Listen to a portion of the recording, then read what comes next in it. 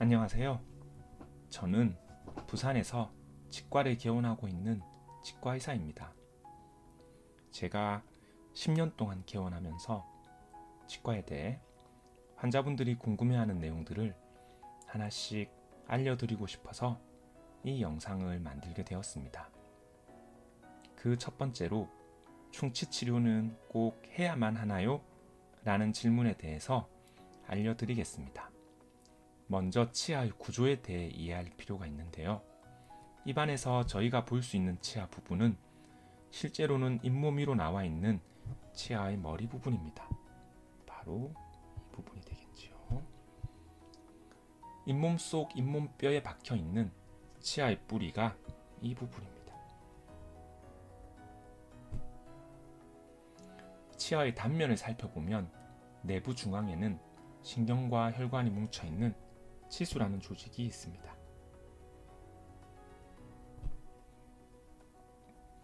치수는 매우 중요한 기관이며 보호받아야 할 부분이기에 상아질과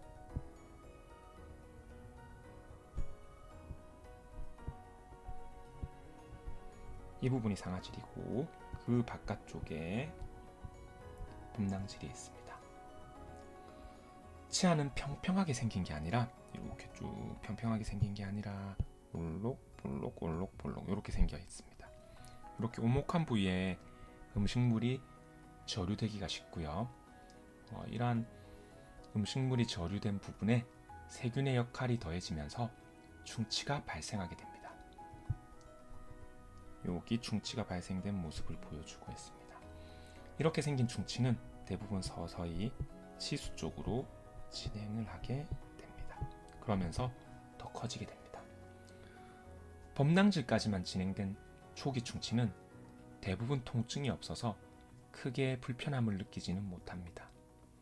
이때 치료를 하게 되면 비교적 쉽게 마취를 하지 않은 상태에서도 별로 아프지 않게 때우는 치료가 가능합니다.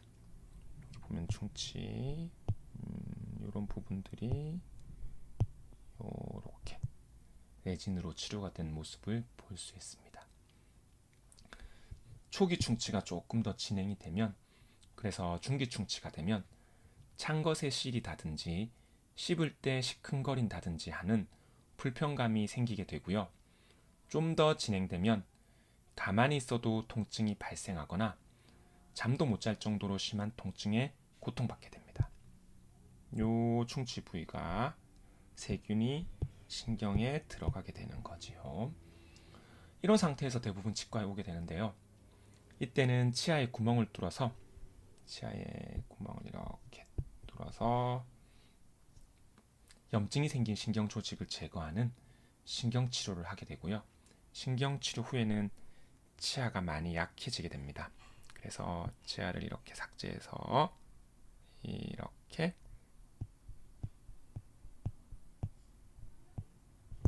크라운을 하게 됩니다.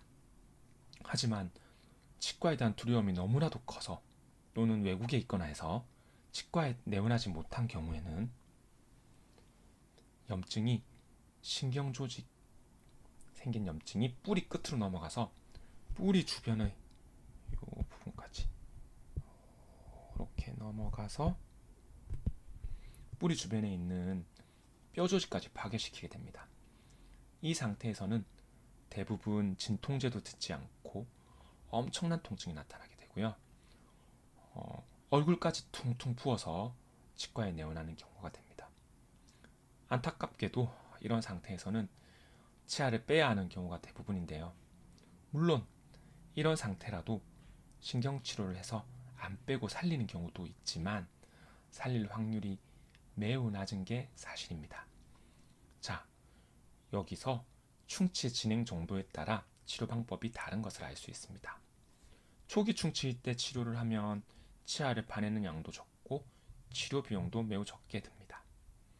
중기 충치일 때 치료를 하면 신경치료를 해야 하므로 치아 삭제량도 많아지게 되고 치료 횟수와 비용도 늘어나게 됩니다. 말기 충치일 때는 신경치료를 해서 살린다 하더라도 오래 쓰기는 힘든 경우가 많고 아예 발치를 해야 하는 경우가 더 많습니다. 발치를 한다면 임플란트를 해야 하는데 임플란트가 아무리 좋다고 해도 원래 가지고 있던 자기의 치아만큼 씹는 느낌이 좋지는 않습니다. 초기, 중기 충치에 비해서 시간과 비용이 몇 배로 더 들어가게 될 뿐 아니라 소중한 자신의 치아를 잃게 된다는 심리적인 충격도 크게 됩니다. 그래서 가급적 초기에 충치 치료를 하는 게 최선이라는 것을 알 수 있습니다. 자, 여기서 한 가지 예외 사항이 있습니다.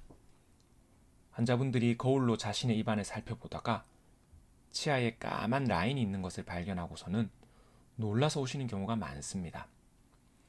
또는 다른 치과에서 검진 후에 충치가 많아서 치료해야 한다는 이야기를 듣고 오시는 경우도 많습니다. 한 가지 케이스를 보여드리겠습니다.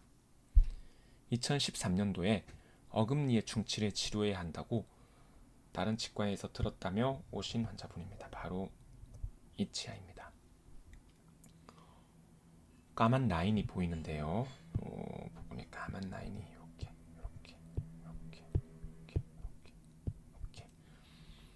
물론 초기 충치라고 볼 수도 있습니다. 초기 충치라면 충치를 제거하고 떼우는 치료를 해야겠지요. 하지만 까만 게 보인다고 다 치료해야 하는 것은 아닙니다. 초기 충치가 진행이 안 되고 정지되어 버린 정지된 충치도 있기 때문이지요. 초기 충치인지 아니면 정지된 충치인지는 치과의사가 자세하게 살펴본 후 결정하는데요. 정지된 충치라고 판단되면 어떠한 치료도 하지 않는 게 원칙입니다. 단지 주기적으로 검진해서 진행이 되는지만 살펴보면 됩니다. 대부분은 진행이 되지 않고요. 혹시라도 진행이 된다면 그때 치료를 해도 늦지 않습니다. 왜냐하면 치아를 파내고 떼우려면 치과에서 쓰는 기구의 두께가 어느 정도 있기 때문에 충치 부위보다 조금 더 크게, 지금 그림에서 보시면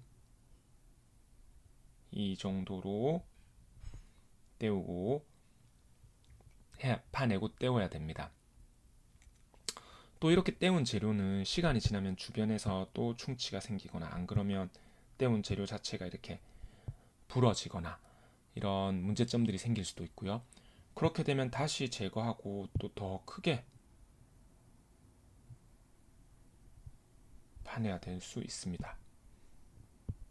그러다가 어느 순간에는 더 크게, 이렇게 어느 순간에는 떼우는 재료로 감당할 수가 없게 되면 이를 깎아서 덮어 씌우는 크라운을 해야 할 수도 있기 때문입니다. 이렇게 애매한 경우에는 치과의사마다 진단이 다를 수가 있는데요. 저는 이럴 때 한 가지 원칙을 가지고 결정을 내립니다. 과연 치과의사인 내 치아가 이런 상태라면 어떻게 할 것인가? 이 원칙을 적용시키면 판단을 내리기 쉬워집니다. 치과의사라면 누구나 꼭 치료해야 하는 상태가 아니라면 치아를 안 건드리는 게 장기적으로 치아의 수명이 길어진다는 사실을 알기 때문에 정지된 충치라면 계속 지켜보는 결정을 내릴 것입니다. 이 케이스도 주기적으로 검진을 해보자고 말씀드렸습니다. 2013년도 1월 달에 오셨고요. 2014년도 사진입니다. 그리고 2018년도 여름 사진이고요. 2019년도 2월달 사진입니다. 보통 1년에 한 번 정도 스케일링이 의료보험이 되기 때문에 오시는 김에 검진을 같이 하는 경우가 많습니다. 바로 최근까지 오셨지만 아직까지 진행이 되지 않고 잘 유지되고 있는 모습입니다. 오히려 과거에 떼웠던, 여기 레진으로 과거에 떼운 부분인데 이 과거에 떼웠던 레진 주변에 여기 보면 변색이 심해지고 있는 게 보여집니다. 2014년도에는 그때도 변색이 있죠. 변색 자체는 크게 문제가 되는 건 아닙니다. 충치는 아니기 때문에. 그래도 안 좋은 건 맞겠죠. 자, 이제 충치 치료 꼭 해야 하나요에 대한 결론을 내려드립니다. 치아에 까만 것이 보인다고 다 충치는 아닙니다. 단지 지켜보는 것만으로도 해결되는 경우도 많습니다. 하지만 초기 충치이거나 그 이상 진행된 충치는 빨리 치료하는 게 좋습니다. 그러므로 특별히 아프지는 않더라도 가까운 치과에 가서 검진 받아보는 것을 생활화하셨으면 합니다. 이상입니다. 앞으로도 치과 치료에 대해 궁금한 점이 있으면 알기 쉽게 알려드리도록 노력하겠습니다. 감사합니다.